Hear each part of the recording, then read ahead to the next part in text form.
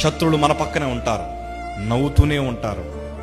కొంతమంది హుందాగా బ్రతుకుతుంటే, వారి కష్టార్జితాన్ని వారు అనుభవిస్తుంటే చూసి తట్టుకోలేని వారు ఎక్కడో అమెరికా దేశంలోనో, పాకిస్తాన్లోనో, ఎక్కడో జమ్మూ కాశ్మీర్లోనో లేరు, మన వీధిలోనే ఉన్నారన్న సంగతి మరొక్కసారి మీకు జ్ఞాపకం చేస్తున్నాను. బహుశా మన ఇంట్లోనే ఉండొచ్చేమో. ప్రేమ చూపిస్తూనే ఉంటారు, నీ భుజం తడుతూనే ఉంటారు. కానీ జాగ్రత్త, నువ్వు ఎప్పుడు పడిపోతావని ఎదురు చూస్తున్నారు, నువ్వు ఎప్పుడు ఏడుస్తావని ఎదురు చూస్తున్నారు, మీరు ఎప్పుడు ఉద్యోగాలు కోల్పోతారని ఎదురు చూస్తున్నారు, మీ వ్యాపారాలు ఎప్పుడు నష్టపోతారని ఎదురు చూస్తున్నారు.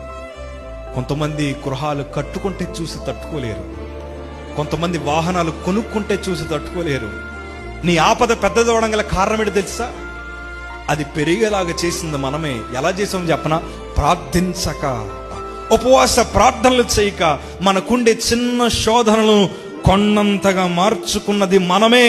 నేను మాట అంటాను, నీ ఎదురుగా రూపించబడిన ఏ ఆయుధము వర్ధిల్లదు అన్న వాగ్దానం చేసిన దేవుడు ఒకే ఒకటి కోరుకుంటున్నాడు: విశ్వాసముతో అది సముద్రమైన అడుగులు ముందుకై, విశ్వాసముతో అగ్నిగుండమైన అడుగులు ముందుకై, విశ్వాసమైన అది సింహపు బోనైన అడుగులు ముందుకుంటూ వేయి, అది ఎర్ర సముద్రమైన కూడా అడుగులు ముందుకేసుకుంటూ మనము వెళ్ళాలి. ఎందుకంటే నీ ప్రయాణం ఆగకుండా చూసే బాధ్యత ఆయనది. దేవునికి స్తోత్రం కలుగునుగాక.